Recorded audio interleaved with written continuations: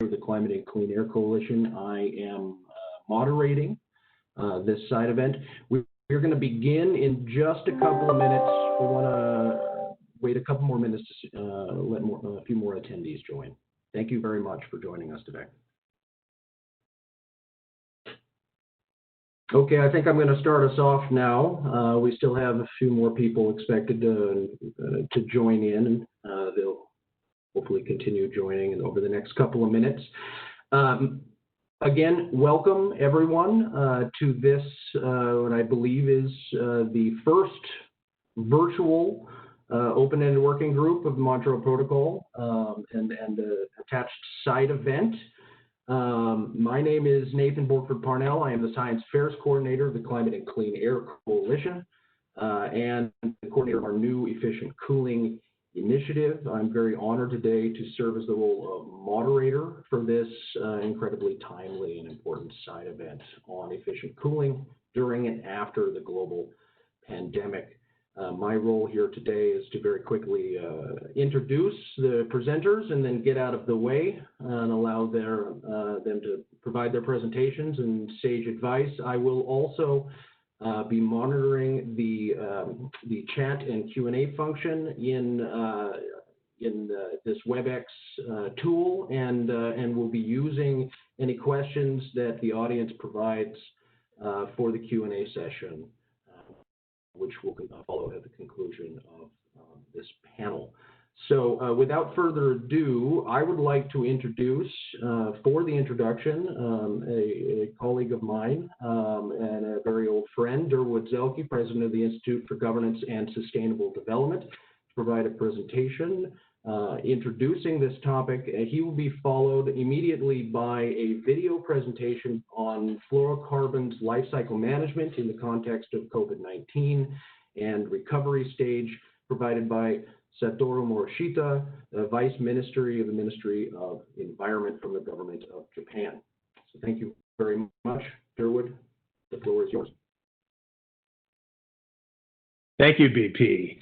Are we, see, Trina, you're controlling, I have one slide you can put up, but welcome everyone to the first Zoom type presentation for the Montreal Protocol. These are extraordinary times, and we need to pause and remind ourselves that we're in the middle of a pandemic. We're quarantined, we're social distancing, we're worried about our children's education, our grandchildren, we're worried about our senior people who are more vulnerable. We're wearing masks, but we're also fighting over masks because some people won't wear masks in the United States.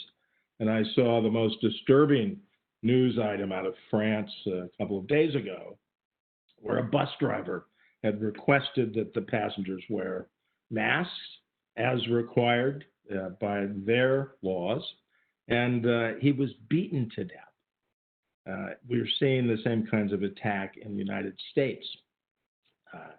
We're seeing unemployment skyrocket. We're seeing economies become shakier and shakier. The debt overhang is looking more and more dangerous around the world and certainly unsustainable. And we're in a pandemic and an economic crisis that's going to go on probably for quite a long time, for not just a few more months until maybe we're lucky enough to get a vaccine next year, but probably for a couple of years, maybe even longer. And it's both a crisis, but it's an opportunity.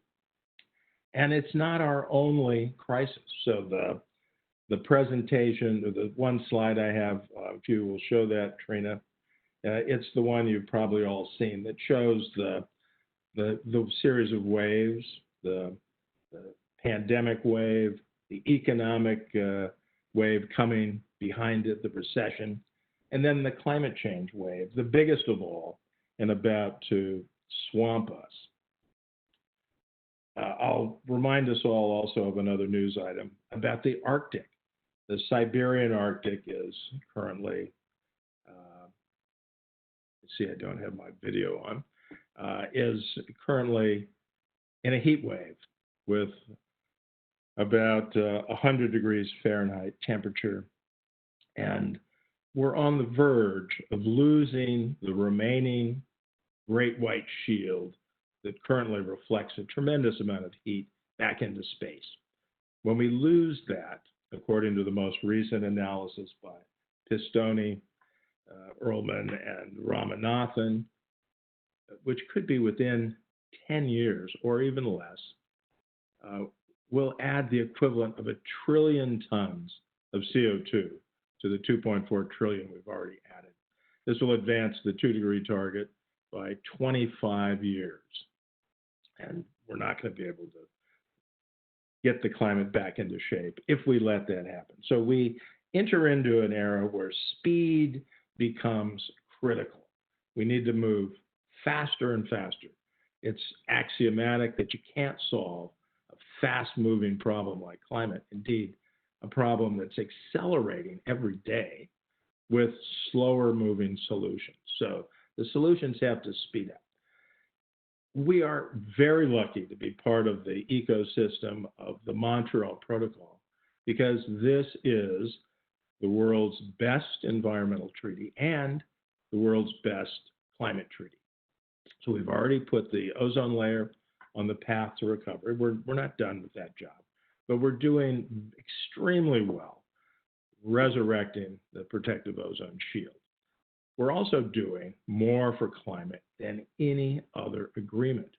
If you go back to the 2007 Velders paper by Hoos Velders and the team, including Steve Anderson, who's making a presentation later in this side event, you see that we have solved, with our efforts to get rid of fluorinated gases, an amount of climate change that otherwise would equal the contribution of CO2. This is a profound accomplishment, and one we have to be proud of, and we have to use as we motivate ourselves to evolve even further. The Montreal Protocol is known as a start and strengthen treaty because it has always been able to evolve to meet the new challenges. Now the new challenges are even more complex with the pandemic, with the economic recession, with the greater demands for social justice, and then the risk of the self-reinforcing feedbacks kicking us over into the tipping points and the hothouse Earth that we won't be able to survive in. At least the 3 billion people that will be living in places that are too hot for humanity to survive. So today we're continuing that evolution of this brilliant treaty with some great presentations and some new ideas to build on the efforts to protect ozone and climate and to enhance energy efficiency, which has been major goal since the Kigali Amendment.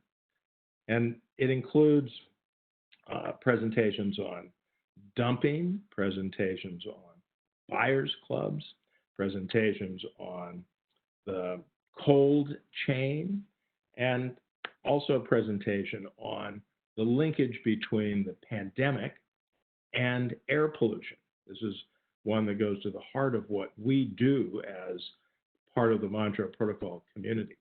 So I want all of us to both remember with great pride our past accomplishments, stay healthy and motivated to provide the leadership and the inspiration that we need to show the world that even in this challenging time, progress can be made on climate change and on health protection, on economic recovery, and on social justice. So thank you, and I'll turn it back to BP. Thank you very much, Durwood, for that introduction. We're going to go directly into the video presentation from the Vice Minister. Currently, we are facing multiple issues, such as the COVID-19 global pandemic and climate change.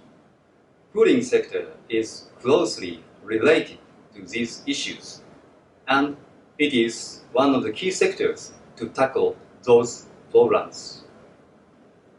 we would like to express our sincere gratitude to the hosts, CCAC, France, IGSD, and International Solar Alliance for co-organizing this online side event to discuss the efficient cooling-related issues during and after the COVID-19 global pandemic.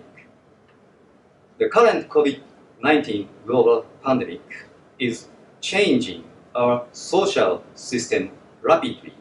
For instance, it is highly possible that cooling demand has increased in logistics services, especially in cold chain sector, ICT sector, including data centers, and buildings, as people were staying at home longer than before for work and private. Therefore, fluorocarbons management becomes more important than ever. The management will be essential for protecting the ozone layer and climate change mitigation, stated in the Kigali Amendment to the Montreal Protocol. In addition, considering climate change is likely to increase the heat stroke, which means cooling becomes more important. We can say that the management is vital in terms of hedging public health. These are interconnected with SDGs actions, which seeks synergy with several goals and targets. Japan is one of the first in the world to enforce fluorocarbons life cycle management. Japanese companies have top-level energy-saving technologies, especially in the air conditioning sector. In cold chain sector, they have also worked proactively to develop and disseminate energy-saving natural refrigerant equipment without using fluorocarbons. We are taking actions with partner countries using and sharing Japanese technologies and experiences. Hence, Japan launched the initiative on fluorocarbon life cycle management, or IFL, together with the French government and CCAC at the COP25 in Madrid, Spain last December. This year, we are planning to have 2 meetings of IFL, probably online, taking opportunities such as MOP32. We would like to ask as many participants as possible to share information and knowledge from each country. Actions to solve global environmental issues began with the success of fluorocarbons measures carried out by all countries to protect the ozone layer. I believe establishing fluorocarbons life cycle management, including its recovery and destruction, will have a tremendous positive impact on all actions, including climate change. As already mentioned, efficient cooling is highly important during and after COVID-19 global pandemic. Japan supports actions under CCAC and each country and collaborate with them to solve global environmental issues. Thank you.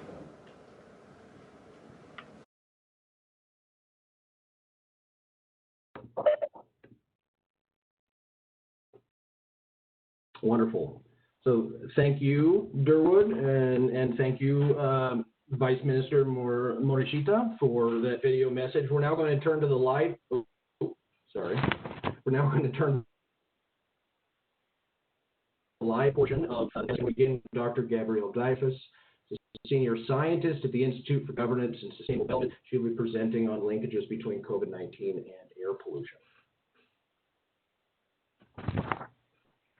Thank you, Nathan, and thank you everyone for joining in to this virtual event.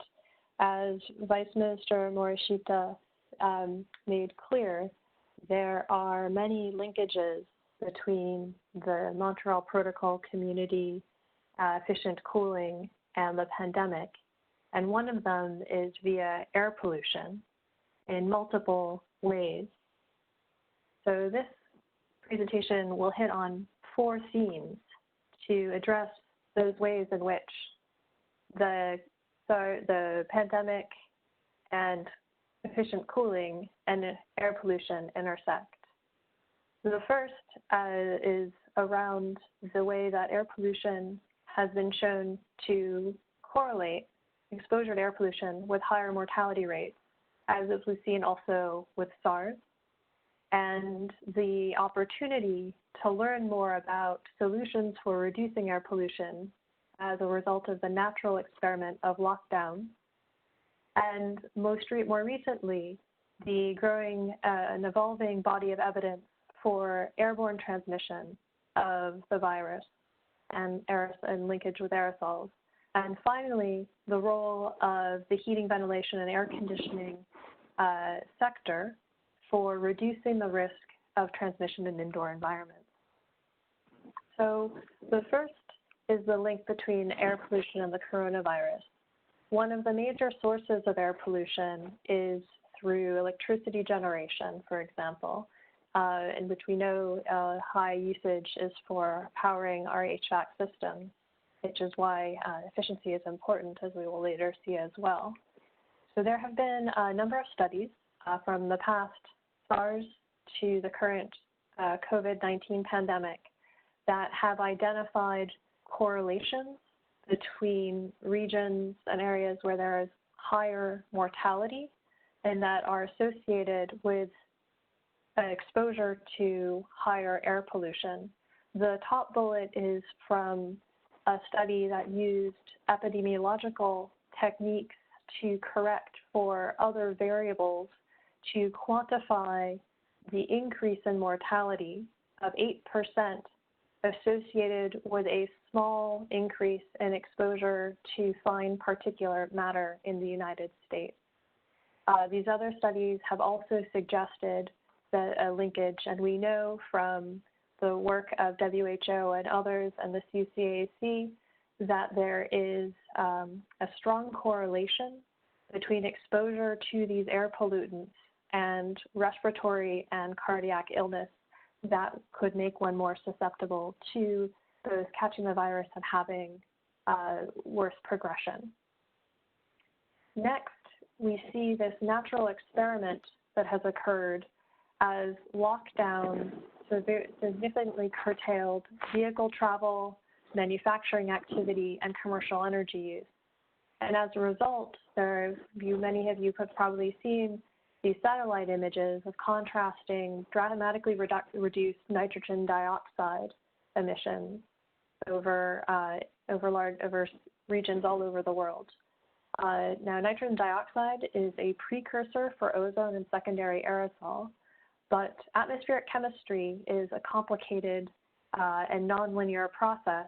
And as scientists have looked at and measured the impacts of these lockdowns, we see some areas have actually seen an increase in tropospheric ozone levels. These tend to be areas where the regime for ozone formation was limited by too much NOx, and so reduction of NOx levels there can actually lead to an increase. At the same time, we've seen significant reductions in particulate matter in various regions. But in other regions, the confounding effects of meteorology, for example, if you don't have rain or higher relative humidity, can increase the chemistry that leads to the formation of these aerosols. So one of the lessons, and stay tuned, there will be many more papers, I am sure, on this, is that in order to reduce air pollution, we need to be reducing emissions from all sources, not just we need from traffic and manufacturing and commercial buildings, as well as, and this is where again energy efficiency of the HVAC sector is so important, power plants and heavy industries, as well as petrochemical facilities.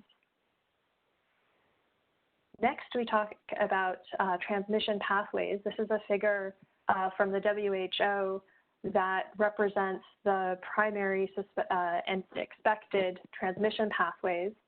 The one that we've heard the most about is this idea of transmission via droplets when people talk or cough that can then be transmitted directly if someone is close, or via surface that then is touched and then contact to the face, for example. Also important is the role of aerosols out of toilets, if flushed or was, that can spread these droplets as well. Circled in the upper right is this airborne route where there was evidence for SARS-CoV-1, and there is evolving evidence that this is a transmission pathway for SARS-CoV-2. So this, the evidence of transmission at this point is still primarily anecdotal, but there have been measurements of viral RNA in air samples taken at various hospitals. There have also been documented events where airborne transmission appears to be a likely pathway. And there were actually measurements on aerosols, particulate matter aerosols in northern Italy that was able to find this RNA.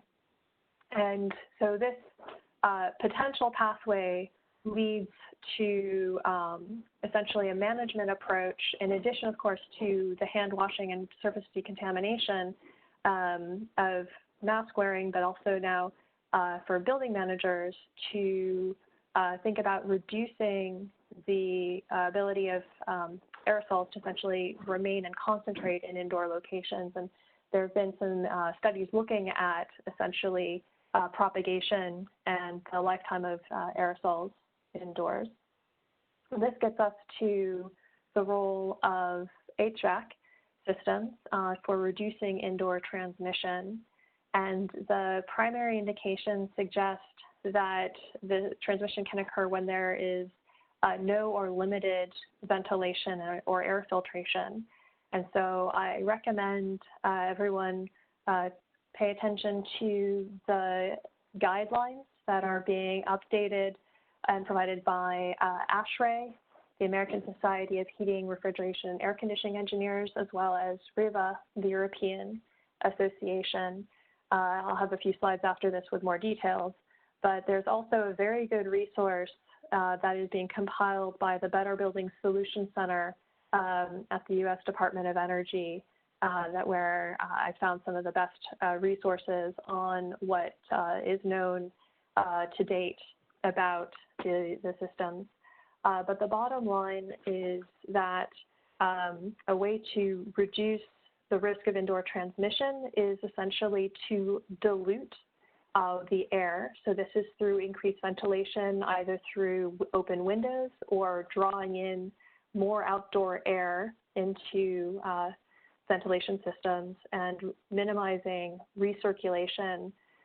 In addition, filtration of air into the side through finer or enhanced filters. But both of these interventions increase the energy demand for the HVAC system. So for example, if you are increasing ventilation, this means that there's an additional amount of air that needs to be conditioned, either heated or dehumidified and cooled, and it takes more energy to move air through these finer filters. So very quickly, this is just an example of the ASHRAE guidelines and the strategies that they recommend, and that including indeed the enhanced filtration, some germicidal radiation, UV radiation, increasing filtration and the ventilation. And importantly, the RIVA guides also document a number of interventions, including the toilet lids to reduce the source from toilet areas. And with that, I will pass it back to you, BP.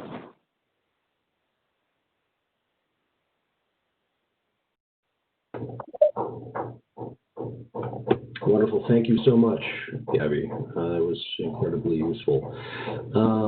And we will be hopefully sharing, the links and many of the resources in these presentations through the CCAC website following this side event.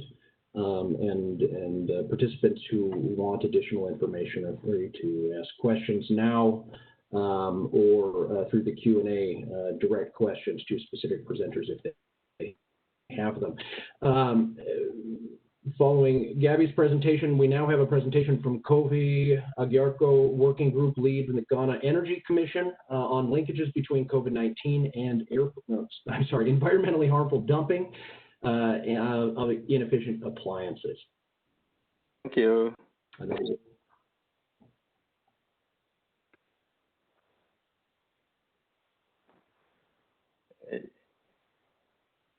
Yes. Good morning to you all from Ghana. Just as you introduced, I'm going to walk you through the harmful dumping of inefficient appliances in Ghana and Africa in general.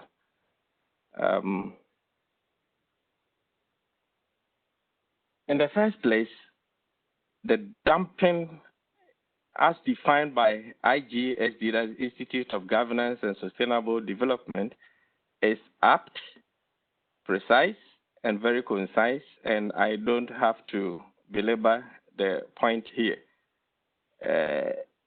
These appliances contain hazardous substances. They have environmental performance that are lower than it is in the interest of consumers, or that is contrary to the interests of local and global commons, or can undermine the ability of the importing country to fulfill international environmental treaty commitments. And dumping happens in two fronts. Inefficient or second-hand appliances are fraudulently described as reusable. Again, another very good statement by IGSD. And then the second front is brand new products that do not meet the standard. So these are the two fronts from which dumping occurs.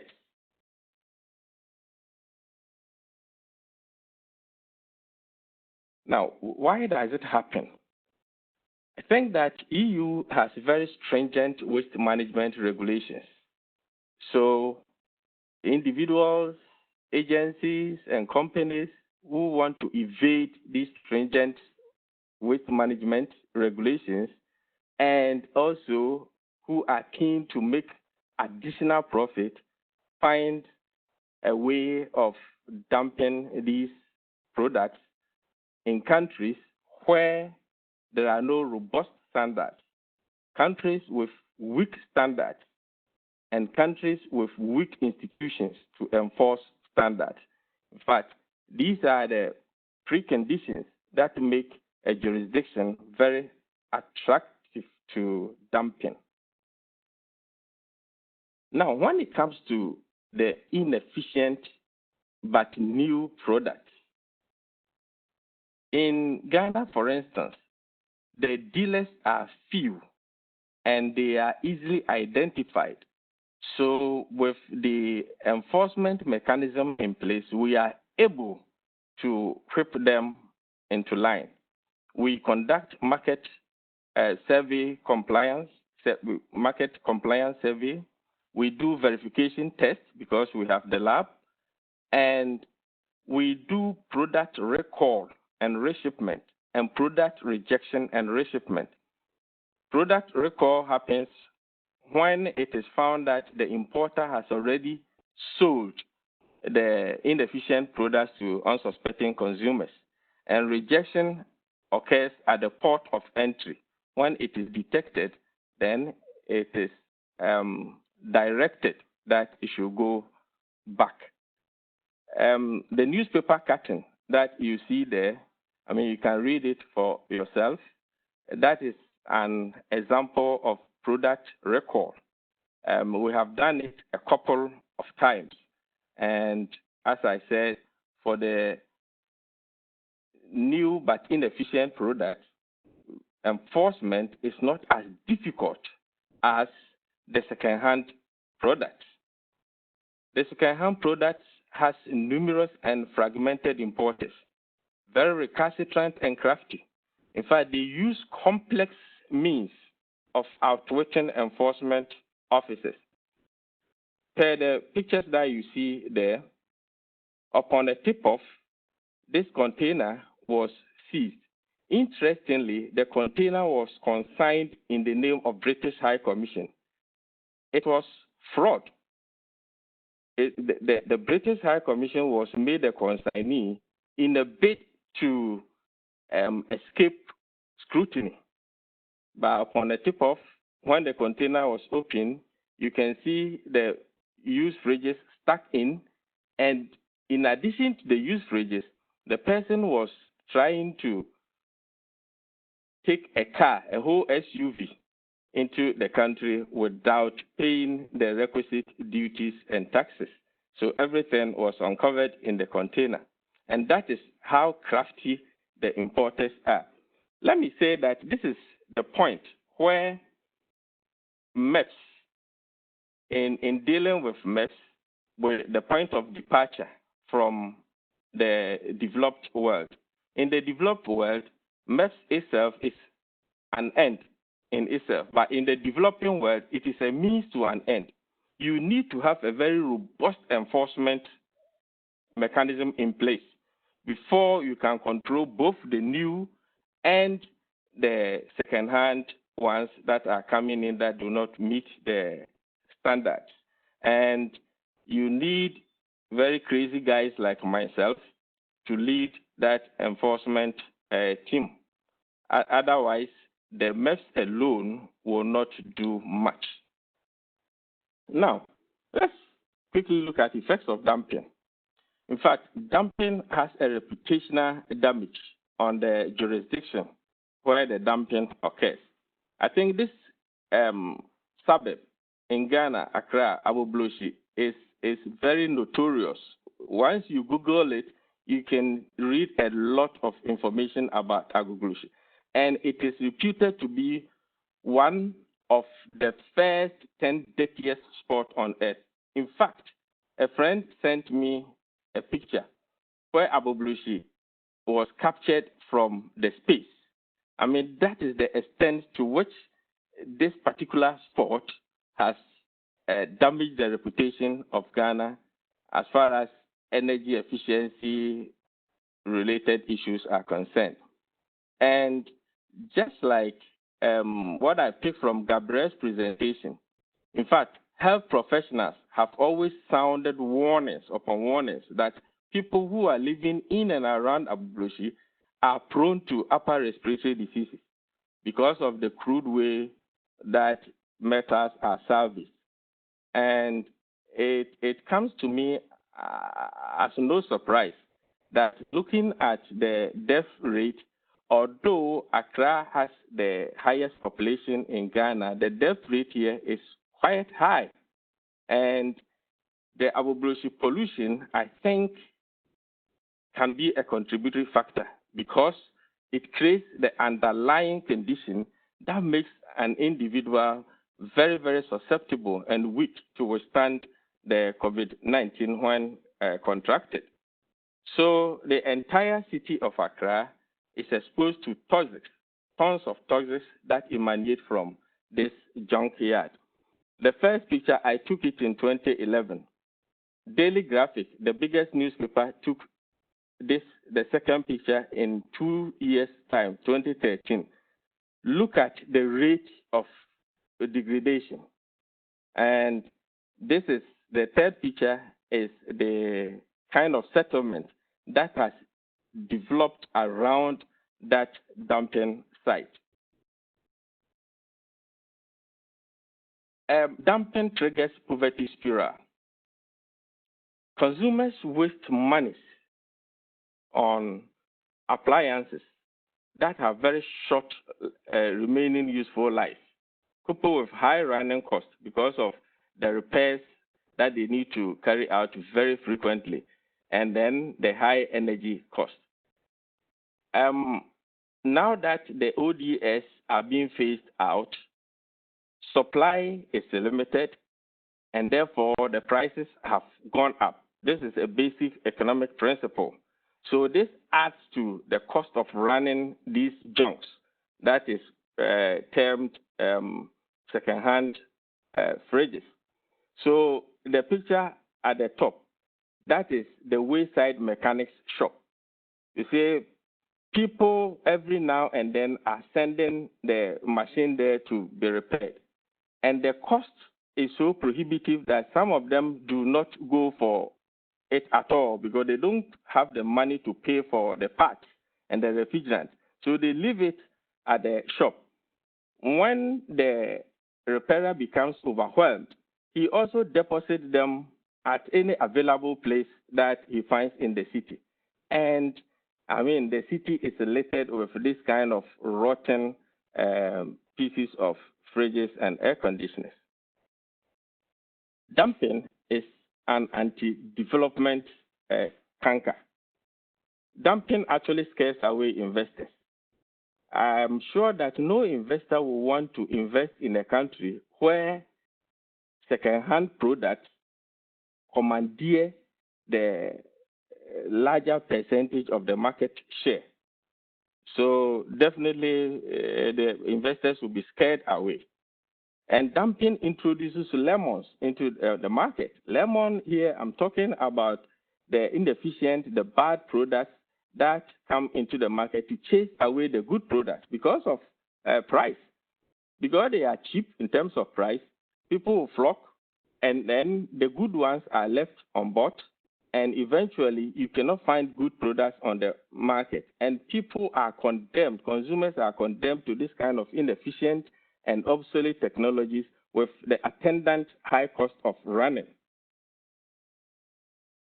Additionally, and more importantly, you see, with the use of these energy guzzlers, demand for electricity generation capacity expansion is always knocking at the doors of the policy makers, and hard-earned money are used to build power plants that use diesel or crude oil for as source of fuel. And this money, once spent on generation capacity, deprives the economy of health, education, nutrition, and the needed infrastructure that can help turn the economy around. So it is an anti-development, and it slows down electricity access expansion. If you are using new and efficient appliances, consumption is low, and for that matter, a lot of energy can be saved to serve the unserved communities. But in this case, every community where extension of access is done, it needs to come with a corresponding expansion in capacity. And this is not good enough for any developing country. And when it comes to interventions to stop this menace, I have 1,001, but for the purposes of this discussion, I want to limit it to these three. I think that we need the collaborative effort of civil society organizations, NGOs, media, and other organizations to create the needed awareness of the menace and its effect on the people who live in the jurisdiction. I think that we demand enforcement by countries that export these junks to stop doing that. I mean, the major corporates should see it as a development that is inimical to the development and advancement of the countries where these things are dumped. And it must be stopped and stopped now. Effectively, it can be checked if it is stopped from the point of shipment than we marshalling resources to fight the things in country.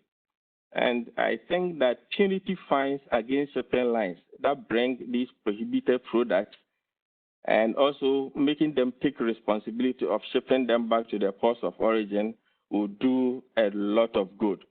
I'm saying this having in mind the alien regulation that governs shipping lines and other transportation systems in Europe, where a carrier, aircraft carrier or airline that carries an alien who doesn't have the requisite documentation to enter EU territory is made to take the responsibility of taking that alien back to the point of origin.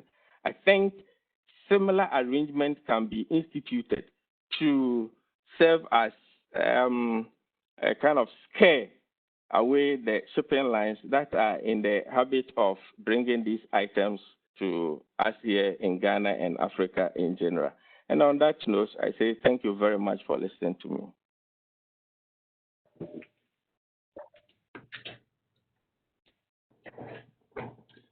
Wonderful. Thank you so much. That was incredible. Again, I remind everyone, if you have questions, please put them in the chat function in WebEx. I'm now going to turn it over to Dr. Stephen Anderson from the Institute of Governance and Sustainable Development to talk about buyers clubs. Thank you very much, and thanks to Kofi for that excellent presentation. Today, what I'll concentrate on is showing you how there's a synergy available between buyers clubs, anti-dumping, strengthened energy performance standards, and building back better after the virus recession. This slide just explains that we are partnering with Ghana to bring some force to the ambitions that Kofi just described. I think you can study that carefully from the slides when you download them. Bulk procurement is the public version of buyers clubs. Both of these techniques use the aggregated demand, where you put together a group of buyers large enough that you can insist on high quality and low price. High quality is energy efficient and low GWP, but also includes the questions of recyclability and the durability of the product. It was first demonstrated in India by EESL in spectacular bulk procurement that actually brought to the market technology that was better than had ever been sold in India, more energy efficient, and at a substantial price reduction. This alerted the world to the opportunity of getting buyers together, and IGSD moved on to other markets such as Morocco and Brazil in order to prove the Buyers Club process. In Morocco, this Buyers Club project has advanced to an extraordinary level where it's been realized that the older room ACs that are already installed were inefficient when they were purchased. They were badly installed without proper ventilation around the outside heat exchanger, and they were maintained badly over the years, so they had deteriorating efficiency from that low efficiency when they were purchased.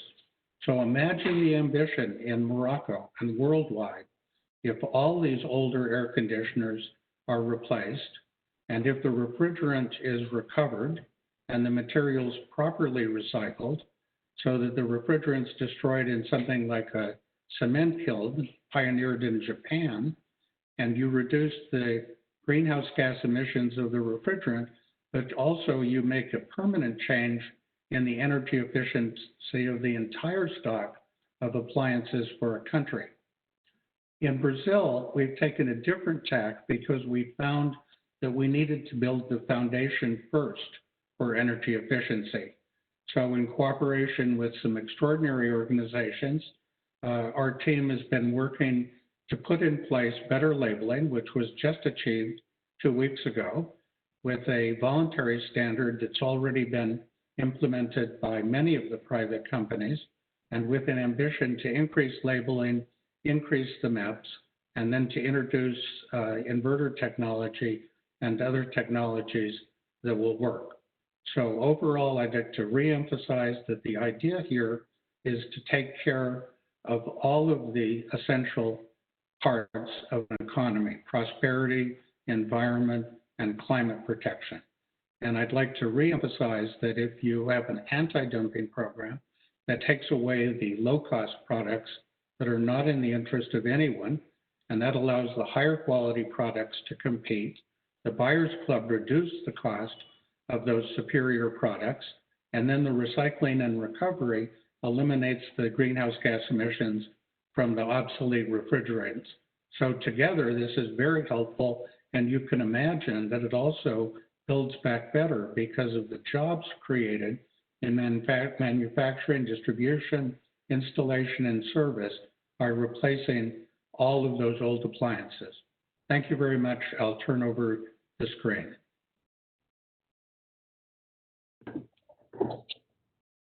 Thank you very much, Steve. Looking at the time now, I'm just going to hand it over very quickly for a final presentation from Professor Kohli, former founding CEO of the National Center for Cold Chain Development in India, presenting on cold chain. Good evening, everyone from India. Today is Bastille Day. I wish the French a glorious National Day. In 1789 was the precursor of 10 years of upheaval, of a revolution based on Enlightenment principles. It buttressed what is called the Age of Reason. COVID-19 leads a new set of disruptions. I loved Durwood's slide, COVID-19 followed by recession, and then it was looming climate change. Hopefully COVID-19 will also be a precursor to push us into enlightenment again. Another age of reason. For sure, it has definitely brought to fore the change. We heard the Vice Minister speaking about the food chains and all associated technologies. The supply of food always has been and is essential for our survival. Just put it in our face now. A shift is also seen away from food security. Food security as food, fiber and calories to fill the stomach against hunger. And now food is being perceived from the standpoint of nutritional security, to nourish body and mind and ward off disease. So it's not just food for the stomach, it's food against disease and to nourish body and mind. In fact, in the last 120 days in India, one has seen the importance placed on fresh whole foods.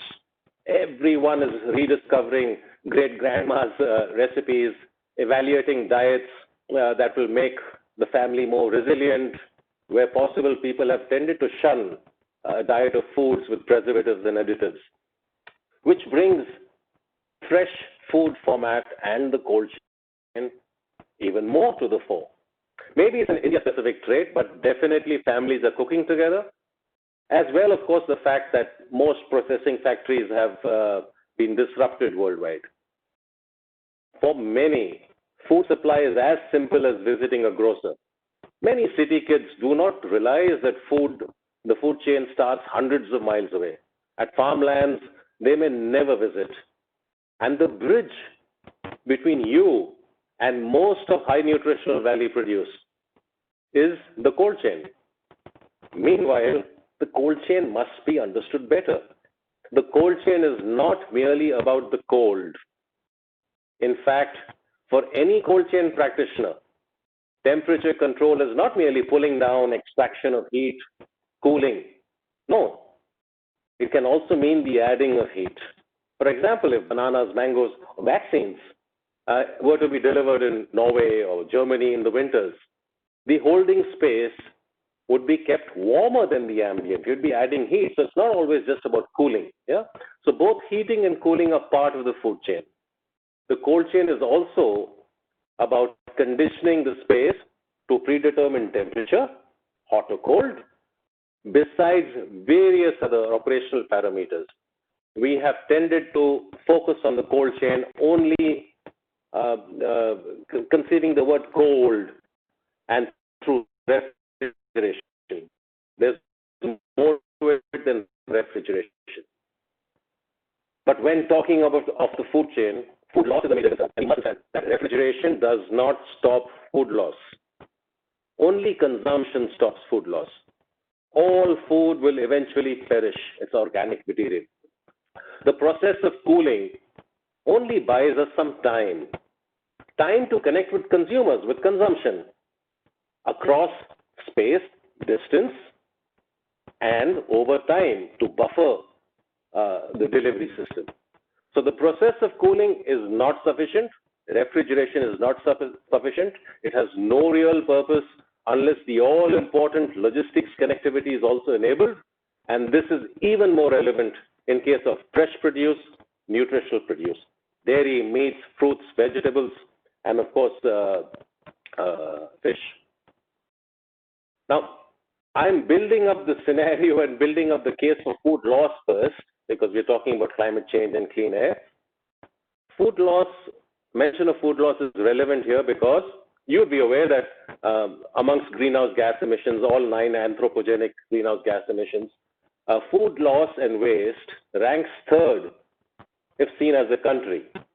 But more importantly, if ranked against functional sectors, it is nearly twice the emissions from iron and steel and aviation combined, and a very close second to emissions that come from road logistics.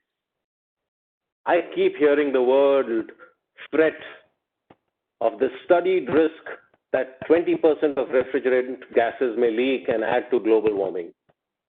However, there is an equal need to also dwell on the global warming impact from food loss, which is more immediate and is happening.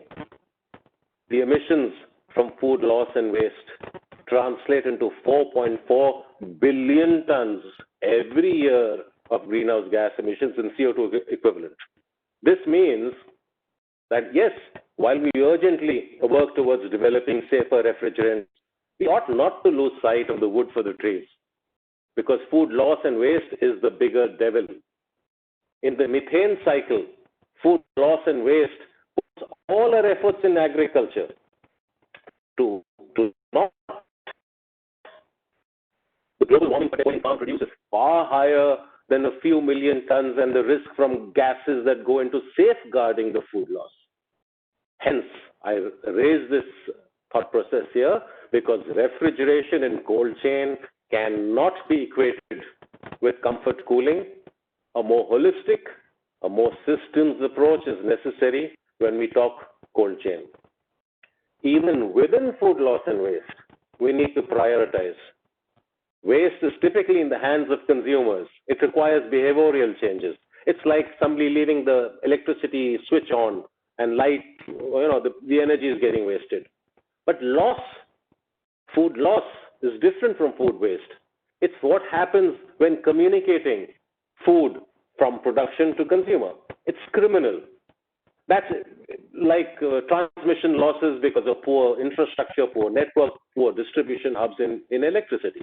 That can be rectified through technology, through science.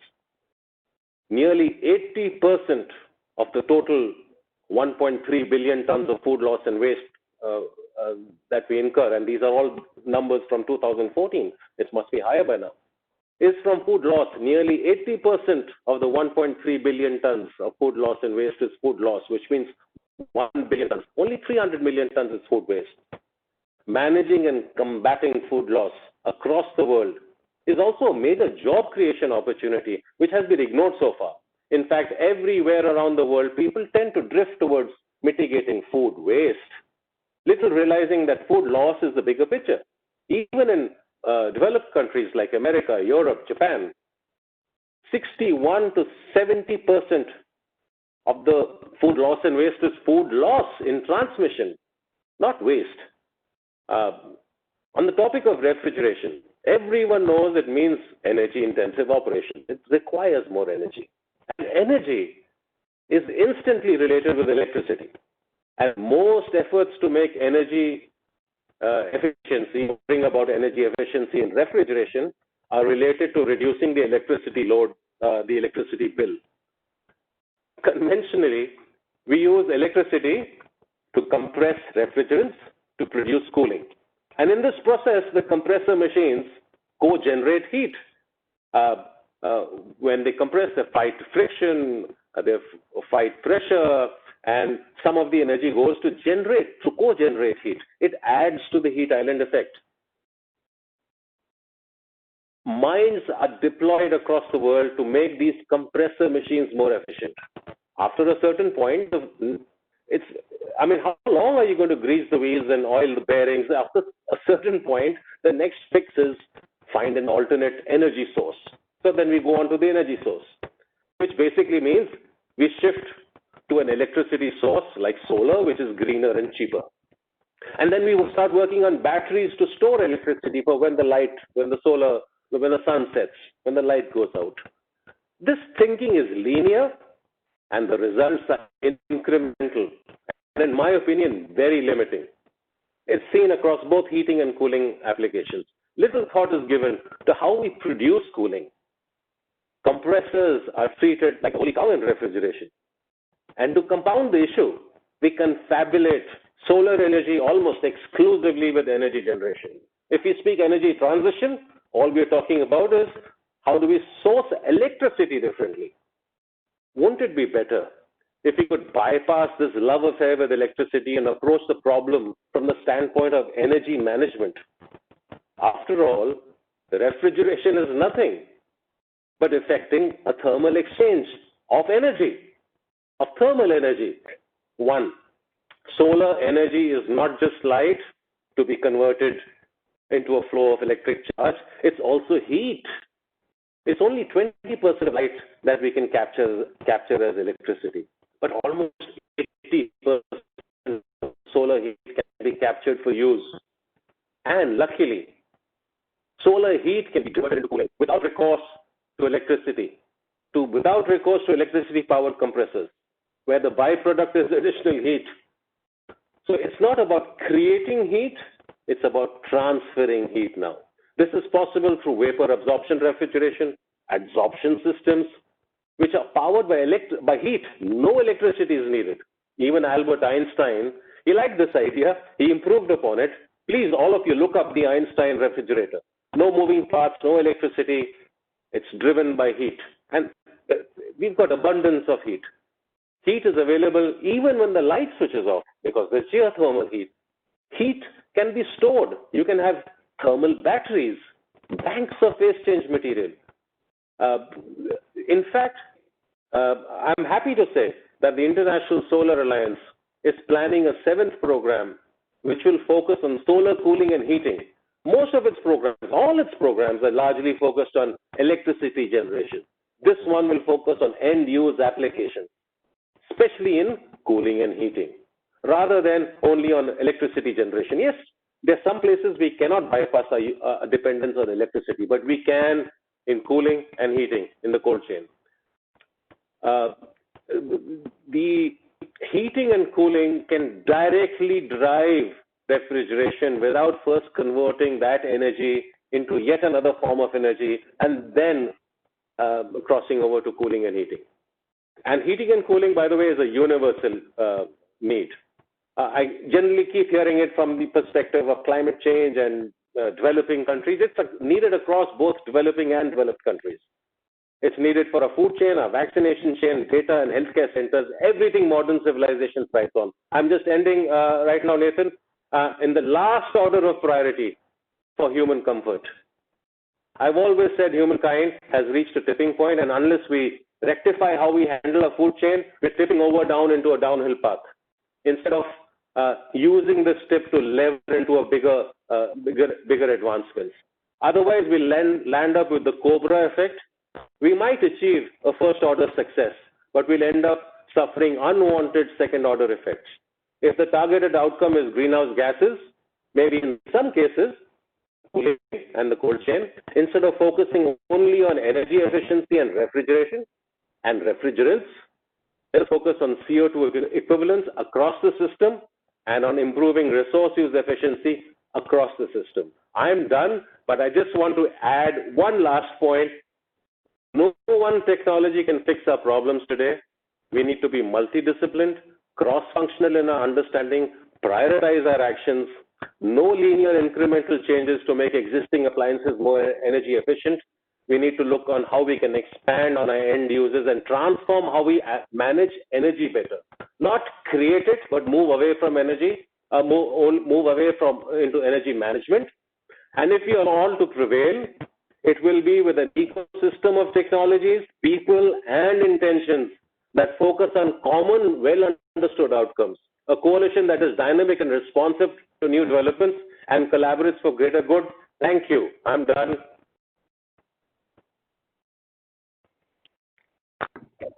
Thank you, Professor. That was wonderful. So we're now 3 minutes over time. I guess we've received one question from the audience, although I believe it's a question that probably is better handled by the World Health Organization. Instead of reading it out, I'd like to pose one question to the entire group. And I'd like every one of you, if you have an answer, to provide the answer as quickly as possible, preferably in a minute or less. But as we seek to recover from this global tragedy, it's not sufficient to simply build back to where we were. And this is something that Stephen spoke about. We have to build back better. This is a massive global human, economic, and environmental tragedy, but it's also an opportunity.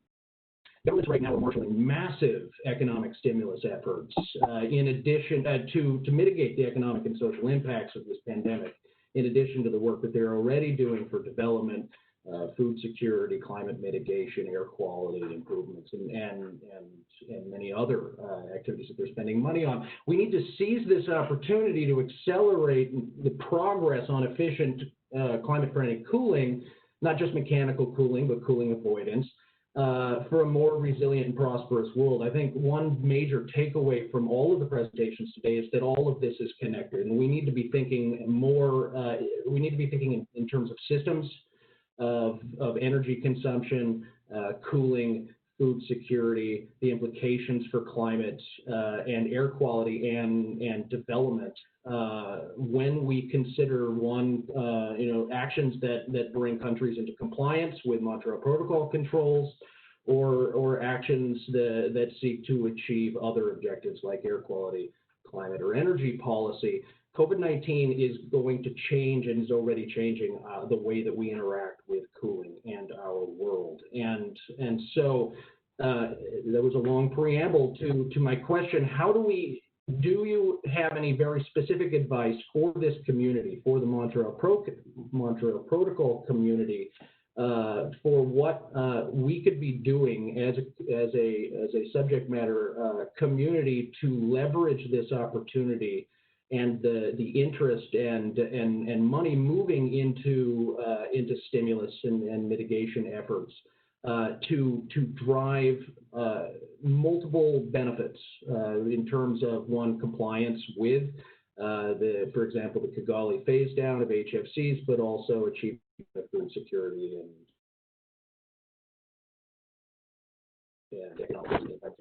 One sentence from each, please. Or 1 minute from each. Okay. BP, two things. Montreal Protocol, this is Durwood speaking again. The Montreal Protocol needs to be showing its value proposition. Why is this treaty so good, so effective, and worth a priority when it comes to funding? That's number one. Number two, Build Back Better means making sure our issues are in the pandemic economic recovery packages, but also in the debt relief discussion.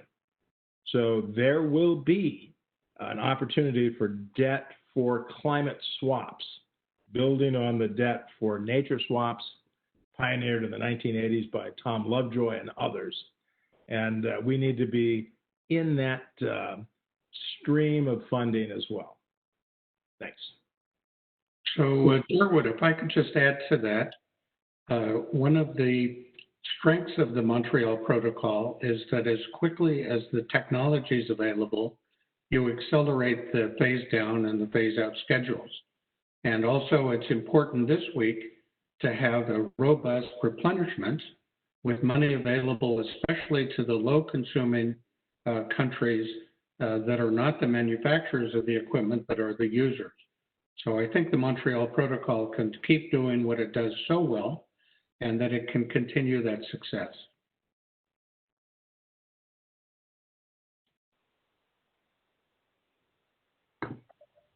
If I may build on that point, my one addition to what Stephen just said is for members of the Montreal Protocol community to look at its processes and make sure that it's not being a barrier to these building back better and new technologies, and making sure that it is actually helping them be developed and introduced and increase access, and rather than, and that requires some evaluation and reflection.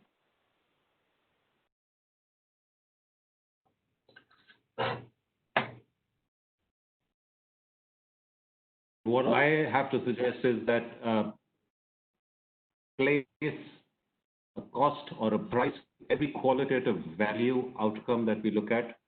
Value is a cultural construct. We have not yet priced all the valuable items and all the valuable benefits. And number two, once we do that, start aggregating demand, because a lot of funding has to go into this. And if we can bring infrastructure and systems at a lower cost through aggregating demand and in a more holistic manner, it will be great. Thanks. That's wonderful. Kofi, do you have an answer? Don't feel pressured if you don't. Yeah, no, I have a small point to contribute here. I think that those of us on the other side, I'm talking about developing countries, the protocol must be seen to be very relevant to us. And here I'm looking at the sanctions that needs to be incorporated to scare. It should be scary enough for those countries who do not want to do the right thing be forced by the sanctions to do the right thing. I think that is the first step that will make the protocol very relevant to us, and then we can build on it from there. That even if we cannot have access now to the quality products, we should not be at the receiving end taking all the chunks. That is my take on that one. Well, that's a wonderful concluding point. Thank you very much. So now 11 minutes over time. I think we will close this session and just remind everybody that all of the presentations will be posted on the CCAC website. I've provided the link above. It's the webpage for our efficient cooling initiative. So on behalf of the Climate and Clean Air Coalition, the Ministry of Environment of Japan, the Institute for Governance and Sustainable Development, and the International Solar Alliance, I want to thank everyone for participating in this event on efficient cooling during and after the global pandemic. Please enjoy the rest of your evening, day, or mornings, depending on where you are in the world right now. Thank you all.